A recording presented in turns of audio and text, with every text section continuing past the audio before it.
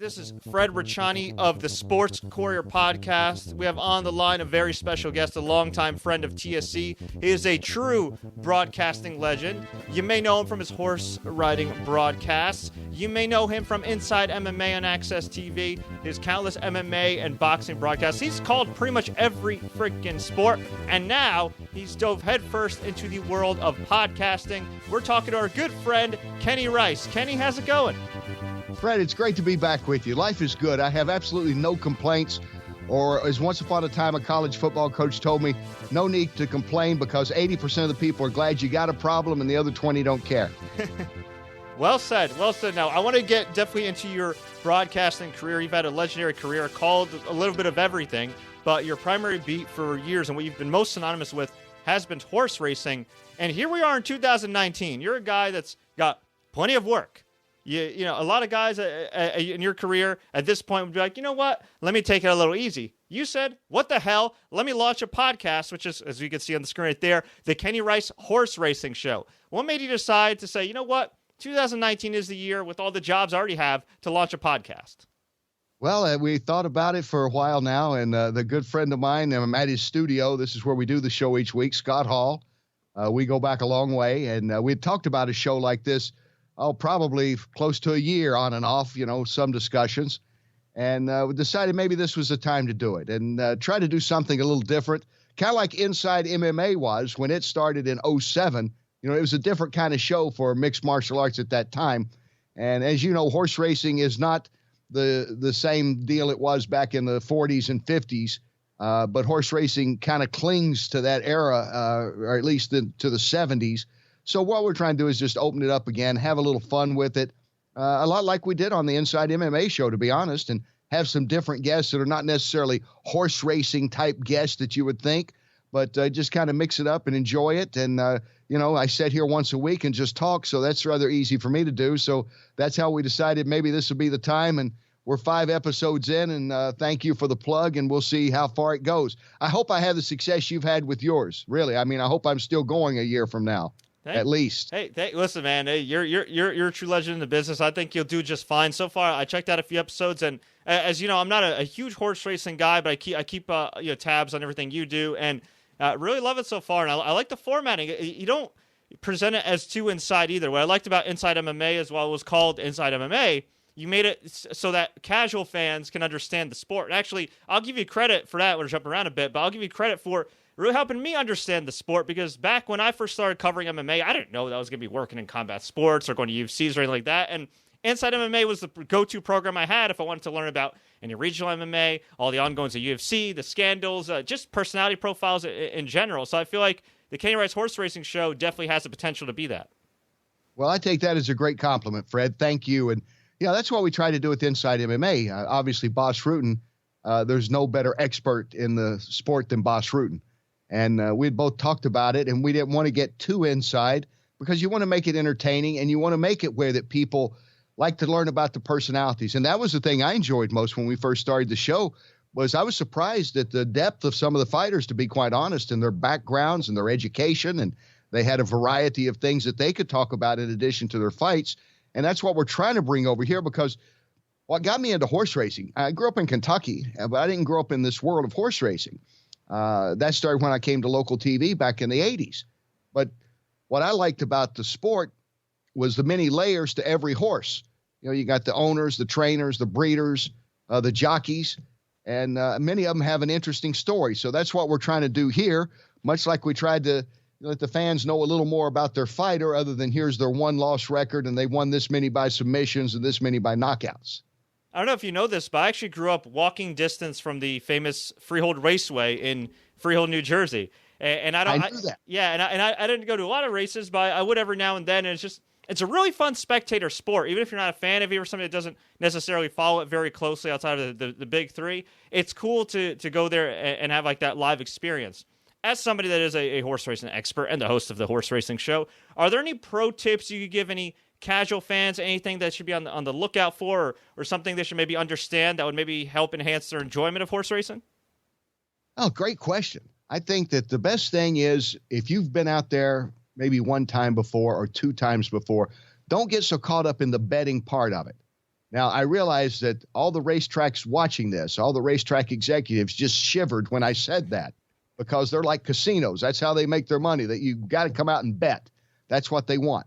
And I think in time, that's fine. If you learn to read the racing form and you can look back at past performances and kind of gauge, like a batting average in baseball, who hits well against this pitcher, et cetera. You could do that with horse racing, but don't dive in so much right off. I think just kind of go out, walk around, people watch a little bit. If you want to bet the color of the silks of the horse, or you want to bet, that the jockey's going to wear, or the driver if you're at a harness race, or you want to pick out a name, have some fun the first 2 or 3 times. Make it a fun time. Don't go out there and lose a lot of money. Because I've had friends that go to the track and they've studied just enough to be dangerous. You know the type. I've read just enough statistics that I think I know it. And, they lose like $200 or $300 and they go, I hate it. I'm never going back. And I said, don't get carried away at first. So that would be my first tip, is try to go and just enjoy it.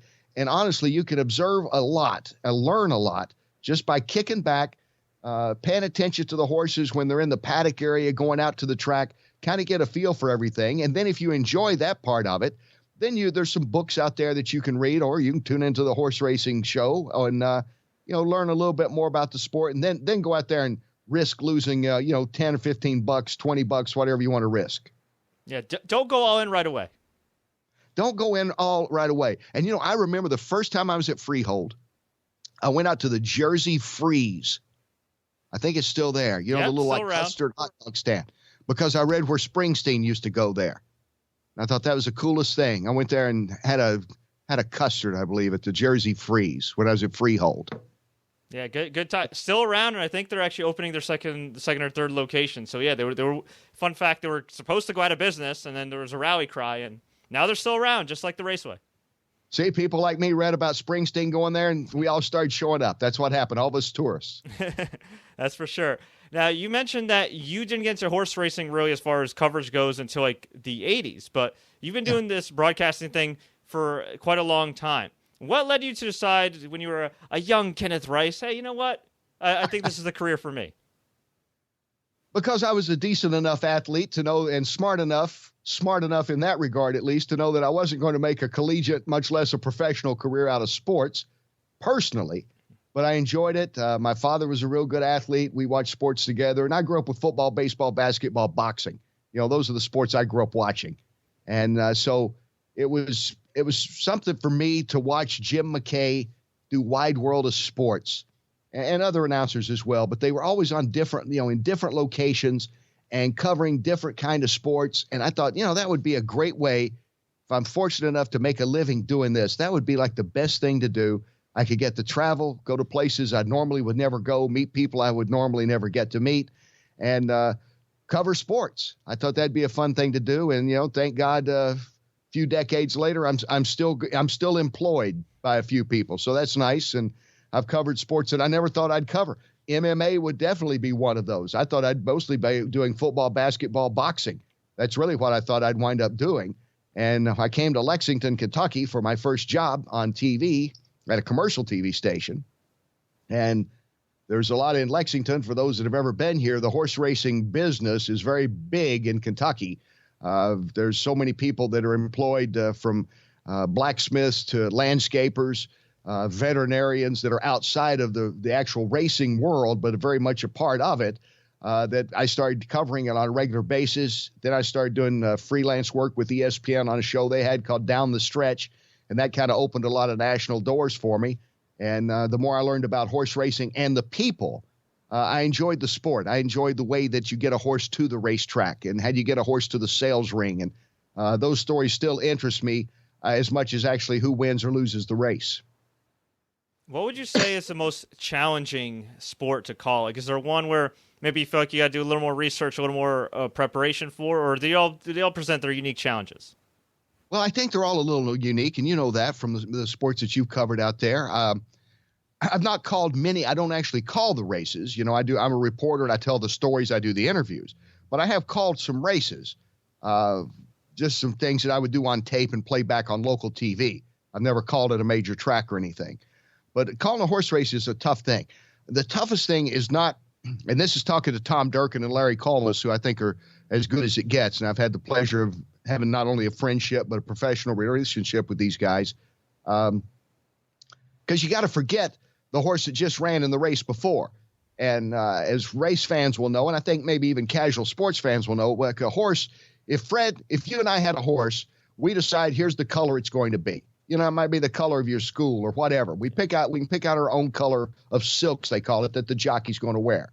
Well, if we have a horse in the first race and a horse in the third race, they're going to be wearing the same silk. So if you're calling races all day long, you know, if you're sitting all day long at Aqueduct calling the races, you got to focus on that horse's name. You can't remember the color from the first race to the third race. You know, the color's going to be there. The name's going to be different. So I think that's what's intriguing about horse racing calling. That's why there's very few guys that do it well. But my favorite sport to call is basketball. I still do some Atlantic 10 games with NBC Sports Network. I was at UMass VCU game a couple of weeks ago, and I love the pace of basketball. I love how that basketball can turn around on a dime. You can see teams go on 14-0 runs, 18-2 runs, those kind of things. And I love how the momentum can swing in such a short period of time with basketball. That's always been my favorite sport, actually, to cover. I don't cover as much as I'd like to, but that's still the one that I probably watch the most, as well as watch basketball, especially college ball. I feel like basketball has always kind of been a global game, but now more than ever, I feel like it truly is. And I don't know if you've noticed this, but I feel like there's a lot of NBA-level players or former NBA players that are seeking out other options, which is amazing. Like you see, Amari Stoudemire and some other guys going to like the Israeli League, the Big Three that Ice Cube is behind, and Amy Trask has been very well, and it's going into its third season now. FIBA obviously has their own 3-on-3 leagues and different leagues all around the world, and of course the NBA here in North America is thriving. What are your thoughts on the growth of basketball and the growth of options for different players? Well, I think the options, like you say, everybody, these guys that may be on just a little past their prime, or as we've seen with a few that are, maybe not wanting to go to college and go to Europe and play. That option's there that wasn't there several years ago. And even some of the older players coming in now, they wouldn't have been, let's say, it wouldn't have been as easy for them as it is now because, like you said, the growth, there's more professional teams out there, and they're all over the globe. And I think one of the things about basketball, it's as easy a game to explain to someone. You could sit down and watch 10 minutes of a basketball game with someone that's never seen the sport, and after the end of those 10 minutes, they're going to have a rough idea at least of how the game's played. They're going to understand certain things. The block charge, they'll probably never understand because I've watched it for 40 years, and I don't understand the block charge call sometimes. I know the semicircle that they have now and all, but it's still a screwy call, I think. But no, you can explain basketball pretty easy. And basketball is easy to play. It's certainly not a rich game. It's not like playing golf or tennis. You can get a basketball and put a rim up of some kind and go out in your backyard and shoot. If you're growing up in a rural area in Kentucky, if you're growing up in an inner city, if you're growing up somewhere in Europe or in Southeast Asia, it's not hard to find at least something that will resemble a basketball and something that will resemble a hoop. I had a backyard and had a dirt hole in my backyard, had a dirt court, and my dad put up a goal for me, just pretty basic. And I'd go out there and I'd shoot 4 or 5 hours in the evening because I enjoyed it. And I can still shoot. I can't do anything else. I can always shoot a basketball. It was that quickness and getting the shot off of somebody in my face. It was my problem. But I have a great appreciation for it. And I think it's because it is kind of like soccer. It's not hard to be able to put a basketball court of some kind together and get to practice on it. And I think that appeals to kids no matter what part of the country, what part of the world you grew up. It's not limited to socioeconomic status. And I think that's the appeal that basketball is showing to the rest of the world right now. Well said. And I actually think, too, I forgot to mention the G League, the NBA's developmental league's also doing very well, and they're starting to give, reasonable salaries for people that maybe want to avoid college or come out of college early. And then you also have TBT, the basketball tournament. I don't know if you've seen any of it on ESPN, which is like $1 million, $2 million tournament that features pros from all over the world. So there are plenty of options if you want to make at least some type of living in basketball. Yeah, and the NBA's done a great job. For a lot of the things with the NBA, I mean, I don't like the NBA as much as I used to, but they've done an incredible job marketing and NBA TV, especially. When did you ever think you'd get that people would want to watch a summer league in Vegas? I was out there a couple of years ago, and, people are going out to the games, and you never thought this was going to happen. I mean, they've had summer leagues for years, but when they started marketing it better, putting it on TV, it became something to go see or want to see or watch on TV. So I think that that's helped as well, that they've made it pretty much a 12-month game now. There's basketball. You can watch a basketball game, I guess, every month out of the year now, especially with that summer league and with the European leagues. And when it comes to the best of the best, when it comes to MMA coverage, some would say that Inside MMA, when it comes to being a great news magazine show, was the best of the best. Now, for those that don't know, you hosted Inside MMA for about a decade or so. It was a show. It was a news magazine show covering mixed martial arts on HDNet, which is now known as AXS TV. Ended a couple years back, and looking back, I'd say it was kind of revolutionary for its time. Some people may say, "Oh, what is it? It's a new MMA news show. What's the big deal?" Well, back then, there weren't any MMA news shows. We didn't have any networks that were really doing any personality profiles outside of The Ultimate Fighter and the occasional countdown special on Spike TV. You really didn't have much. Whereas, Sports Center and, the NBA, NFL, they all have their own shows. MMA didn't. How did you get linked up in the world of combat sports and Inside MMA? Thank you, by the way, for the memory lane trip, because that's something I'm very proud of, was Inside MMA, and still am. And it's nice when people still bring it up. Cut to the chase right quick. I'd started working for HDNet in 2003. I was calling college basketball for them, and some boxing, and a few football games. And then the other sports that I didn't call for them was they did some NHL games, and they did Major League Soccer. Their schedule then was much like NBC Sports Network is scheduled now. Some college basketball games, Major League Soccer, or Premier League Soccer now, and NHL. So I was doing that. And I got a call, and the guy that had hired me, Daryl Ewalt, the late Daryl Ewalt, a good friend of mine, Mark Cuban, talked to us. And, of course, Mark owned and still does HDNet, now AXS TV. And, Mark was always kind of on the forefront of a lot of things. And he said that, he'd done the research, and college basketball, we were sending out these, as we do from time to time, these research calls, or sending out mailings to people and say, "Gee, Fred, did you watch UCLA and USC? We were doing a lot of Pac-10 games." "Yes." We were also doing Missouri Valley. "Did you watch Bradley when they played at Northern Iowa?" "Yes, I watched that." "Did you watch Gonzaga and Pepperdine?" "Yes, I watched that." And then they'd have not multiple choice, but who did you, what network did you watch it on? And 80% of the people put ESPN. Even though it was HDNet and we had the little logo up in the corner, HDNet, they thought they were watching ESPN because they associated anything with the ball involved in it was only on ESPN. So Mark decided he'd put up a lot of money for all these college basketball and some college football games that we did for about a 4.5, 5-year period. And then he decided that mixed martial arts was a rising sport. It had a young audience. High-definition television sets were much more affordable in 06 and 07 than they were when they first came out. So people just out of college or still in college could buy a high-definition set. And at that time, HDNet was what it meant. It was totally high-definition. If you didn't have a high-definition set, you couldn't see us. We were scrambled. You could just hear us. I had friends that tried to watch. The guy didn't hear you. I heard you, but I didn't see you. And so Mark decided, let's take a shot on MMA. Obvious choice was Boss Rutten. To get the best out there to be an analyst, they got Boss. Boss and I had known each other from the International Fight League that I'd done about a year before in a freelance gig that I had with Fox. And so Mark wanted me to come in because he wanted a sportscaster in there and basically a traffic cop and somebody that'd be a foil for Boss. And Boss and I remained like family. Boss is that close to me.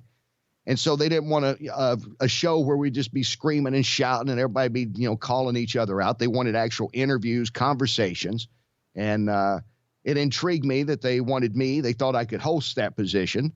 And two, Mark Cuban's involved. This guy doesn't make many mistakes.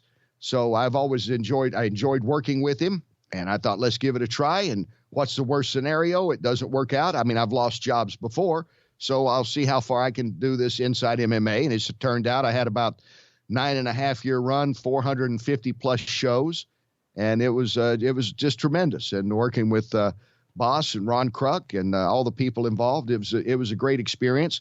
And the toughest thing we had right off was even the people in the sport didn't know exactly what we were, because that sport was mostly, like you point out, Fred, it was mostly podcast back then, or, something similar to podcast.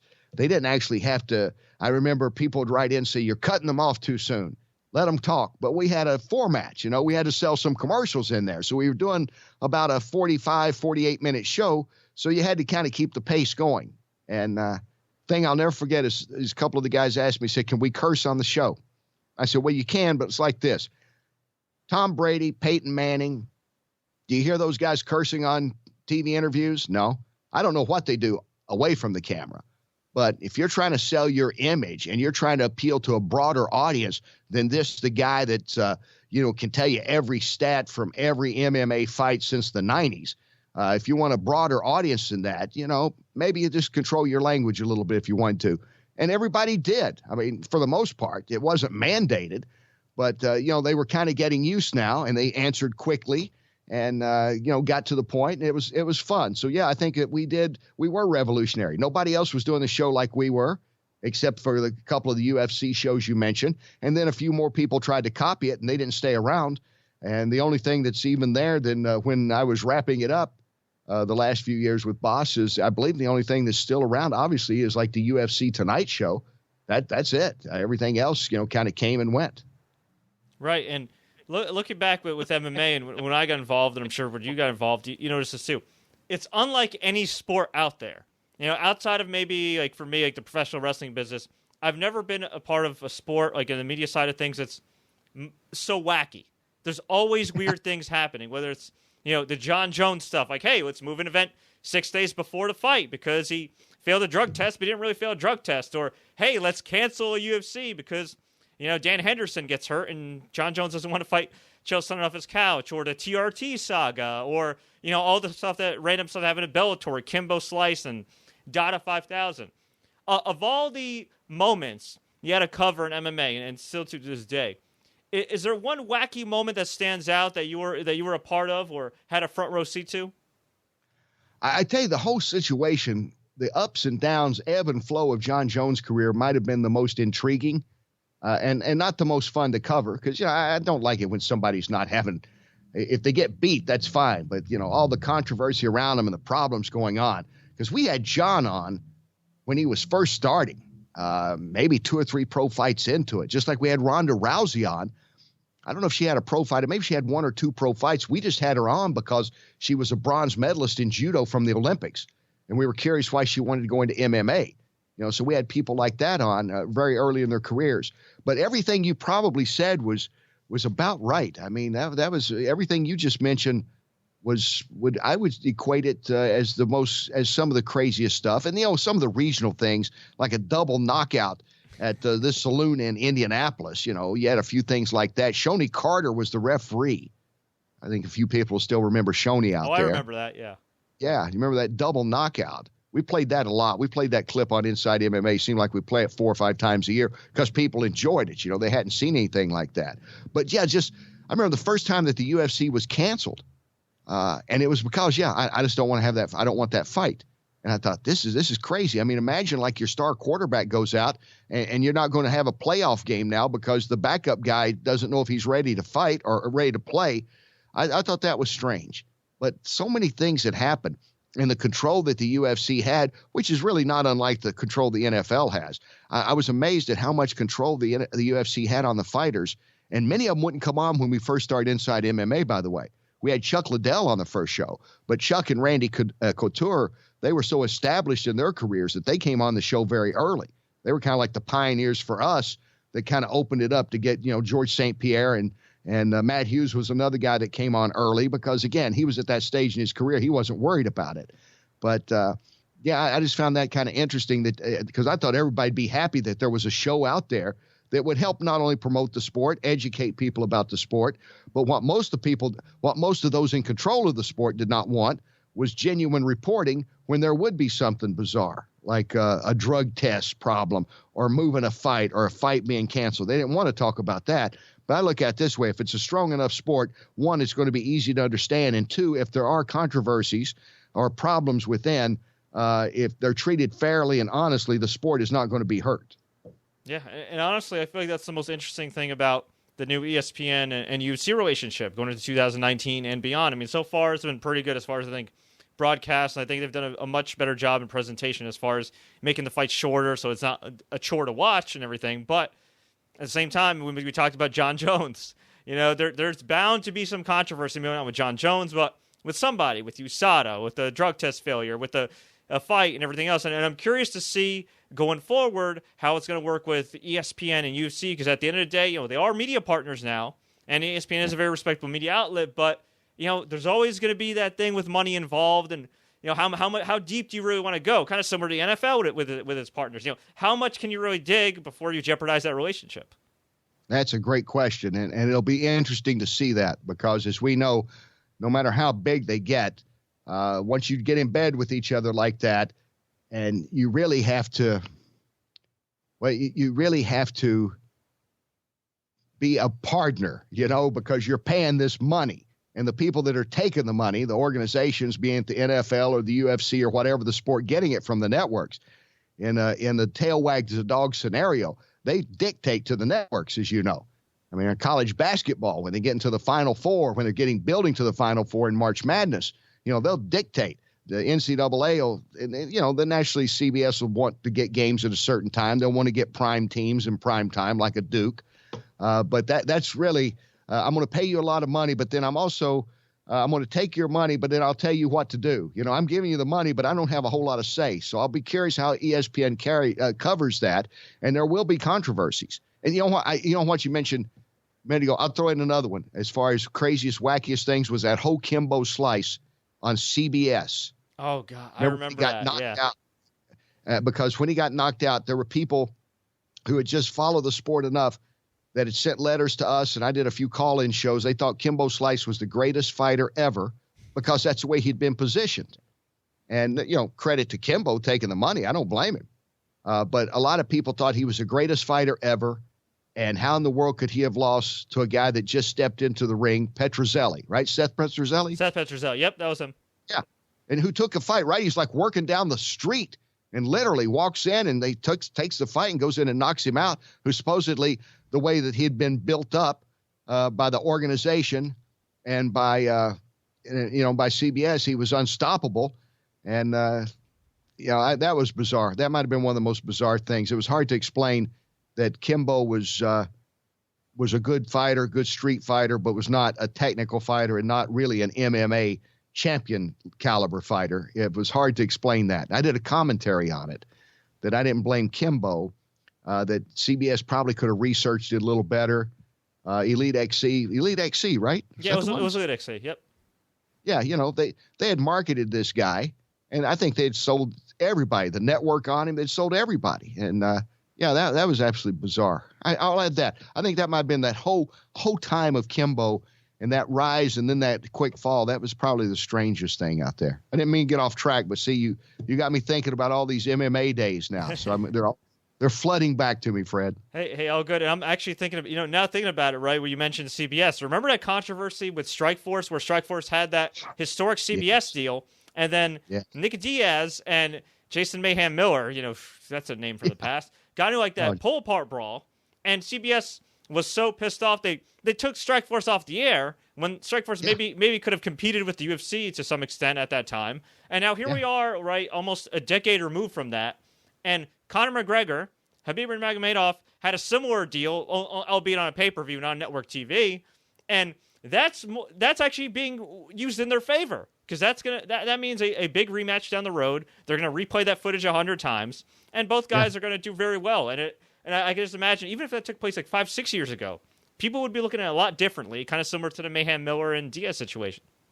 Yeah, that's a great point. And I want to point out, and I don't say this because I'm doing your show, but the respect I've always had for you, the way you covered MMA, because as we know, you're not the only one out there, but I still think you're in the minority that's willing to cover it. Because so many people are always afraid if I offend someone, they won't let me come to any more of the fights. And they do have that power. The UFC does have that power. They jerk credentials and nobody stands up for each other. I mean, if you take a credential away from a legitimate reporter covering football or basketball games, the rest of them would rally around the rest of the media, but not so, as you know, in MMA. And I bring that up because when I saw what happened at the end of that McGregor fight, and I appreciate Conor McGregor for being the showman that he is and being the entertainer that he is and being the fighter that he is. But, I think it's just like the whole bus incident where he's throwing when he throw like a hat stand or something through the window of a bus. I think it's now to the point of absurdity, and I don't think it helps the sport. I think there's a lot of people out there that question, was MMA real? And we know it is, but they've questioned it for years. Well, I think it's a setup, or kind of like in boxing, where they'll say, well, okay, this is their second fight. This guy's going to win this fight, so that'll set up the third fight. And some of that cynicism I can understand. It just seems so. It just seems so predictable. How's that for the word? Predictable at the end of that whole fight with that last McGregor fight, that you just felt something, maybe not to the extent, but something had to give just to add to the drama, and it'll be played up, and very few people will question, at what point is this becoming, and I know you cover the sport, but let's face it, pro wrestling at least lets you know it's entertaining and it's staged, but these guys are incredible athletes and they're incredibly entertaining. But MMA, I always thought, needed to distance itself a little more, and now it's gotten more, I think, into that world of trying to be, of forcing entertainment. And I think some of the McGregor act, it seems to me, a little forced these days, where I felt it was very natural when he came up. He was boisterous and cocky and all the things that you like in a fighter, especially to root for or against. But now it's like, okay, what's next? What's the next stunt? And what's the next stunt that the UFC is going to allow? And okay, we'll be suspended for so many months, but he's going to be back and we're going to have a rematch. And I'm just not sure. But what do I know? Heck, they got a good deal with ESPN. They don't have to worry. And Dana White is a master at promotion. And if it weren't for him, and I think the Fertittas would agree, the UFC would have never been what it became. And so they know what they're doing. It's just, I don't know, some of us sports fans out here wish they'd tone it down a little bit and get back to the actual fights and maybe try to promote some of these up-and-coming fighters instead of having to go back and make it almost like the Masters Tour now of MMA. You're bringing guys back that you hope still have a few fights left in them. Sadly, Cain Velasquez didn't. I like Cain. But, 2 weeks, lay off 2 years and fight the caliber of guy he's fighting, that was a tough fight for him. It ended quick. You don't know what Anderson Silva still has left in him. And, that's the way it's become now. Some of the big names in MMA are the old names because we don't know who the new up-and-comers are that much. What are your thoughts on the overall rebirth of boxing as far as it being a mainstream sport? Well, I think that people are getting to know the personalities again. That was the biggest thing. And let's face it, we're provincial in the U.S. We like to have heavyweight champs. Most of us grew up with some American heavyweight champ or American heavyweight contender. It's the way it is. And Deontay Wilder has provided that in the heavyweight ranks. And then, Keith Thurman, Earl Spence, I'm going to miss a name or two. I'll start naming everybody out there. But, guys like that are very marketable. They're personal. They're good fighters. And I think that's helped a lot.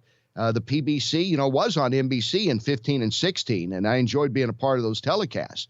Now they've gone to Fox, but I think the intent of what the PBC is trying to do is a lot like what the UFC has done, and that is bring it all under one umbrella. So you don't have those alphabets out there. Like we know the UFC champions, them in the weight division. Now there's other champs, Legacy and all this, but they're the minor leagues building up to the UFC. In boxing, probably still a little too many championship fights out there. You get confused even if you follow the sport fairly regularly. You got to really be a devotee to keep up with exactly who's fighting who and in what category and in, what league. But I do think that it's coming back. I think they've got a lot of the U.S. Olympic team had its best year in decades. B.J. Flores and I called those fights at the Olympics in 16. And, the Americans were making a case for themselves. And I think that'll help tremendously. And like you mentioned, Tyson Fury and Deontay Wilder, they just know how to handle themselves, not just in the ring, but they have the personalities, and it's genuine. I think they're both genuine. I've interviewed both of them, and as you know, Fred, you can only be phony so long, and they're not. What they say, and they'll hype it enough, Fury especially. But I think they genuinely have respect for the game and respect for the opponent. And I think a lot of that's missing in all sports. I don't want to just get into combat sports is, in baseball nowadays, you see guys pound their chest when they hit a double. Back in the old days, you're getting beamed the next time you're up there. So, I mean, it crosses over in all sports. It's a lot of self-entitlement, and it's good to see that boxing's kind of getting guys in there that, I think are bringing a little different spin to it now. It's about the fight itself. It's about them. You got a few guys, Adrian Broner, he's out there. But there's going to be guys that are genuinely interested in the fight, and they want to promote the fight because they realize that if I'm not honest about it, and I'll have some fun, like you said, the wink and nod, but eventually I got to get people to watch this fight. If they don't watch it, then boxing is going to take a big step back. And so far, that hasn't been the case in the last couple of years. Oh, yeah. And I'm happy for the fans because now instead of paying $60, you could watch a fight on DAZN for like $10 a month, or you could watch it for free on Fox, or it's part of your subscription on FS1 or ESPN or wherever, which is pretty cool. I think my only concern, and I'm super happy for the fighters making that money, is, are we going to get some of these super fights, or is it going to take a long time, kind of like it did with Pacquiao and Mayweather? I mean, we've been pretty, I don't want to say spoiled, but pretty lucky the last few years. I mean, we had Mayweather, Pacquiao, albeit, past their primes, but still, we got that fight. We had the freak show with Mayweather, McGregor. We had the two fantastic Canelo and Triple G fights and everything. And then, of course, Wilder and Fury was an excellent fight. So I'm a little worried now that maybe with all these entities, paying these fighters, while it's great for them and it's great for fans to get to see more fights more often, are we eventually going to get Joshua and Wilder at a reasonable time? Are we going to get Joshua versus Fury? Is Canelo, eventually going to fight Triple G again, or something going to happen there? So that's my only concern, but I think overall boxing is thriving.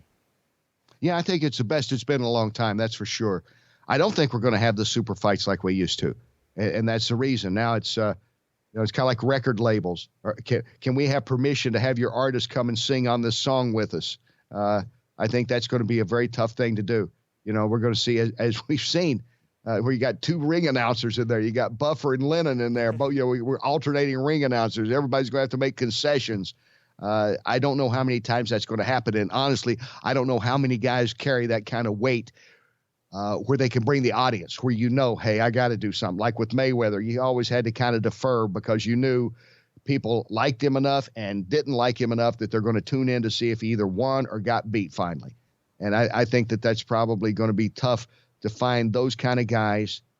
I'm not sure that Fury and Wilder, Canelo, I'm not sure that those guys will be able to be that guy that brings so much clout to it that somebody's going to have to cave in, some organization say, okay, we're going to work together. Our guy's going to come over and fight your guy. I don't know if we're going to see as many of those in the next few years because people got money to spend. And, I don't blame them. If you have a fighter in your league, I got a fighter in my league. I don't know. I don't know if I want him to get hurt necessarily. You don't want your guy to get hurt necessarily. So maybe we'll just keep paying him a lot of money and we got our network TV deals or cable deals and we're okay. Yeah. And now thinking about it, for a guy like Anthony Joshua, who really isn't that big of a star in the U.S. if you really think about it, like he's selling out stadiums in the UK. So as long as he's selling out stadiums in the UK, no matter who he's fighting, I mean, do you really need to change anything?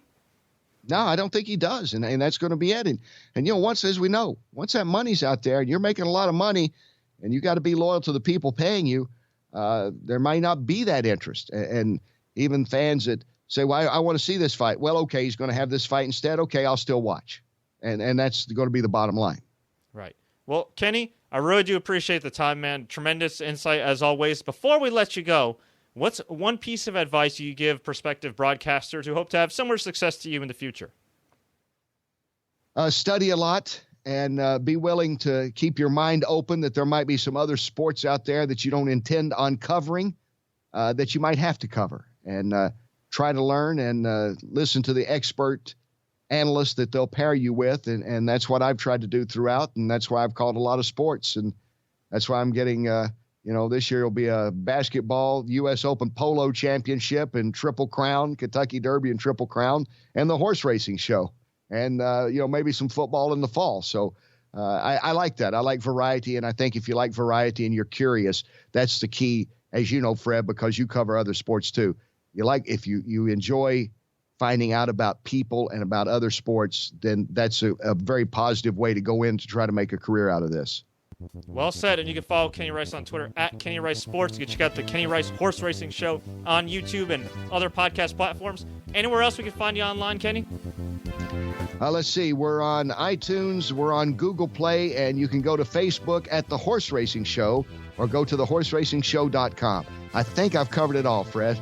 Hey, easy enough. The Horse Racing Show, the Kenny Rice Horse Racing Show. Check it out. Kenny, thanks so much, man. Hey, my friend, thank you so much, Fred. I appreciate your time. It's always a pleasure. Great to catch up.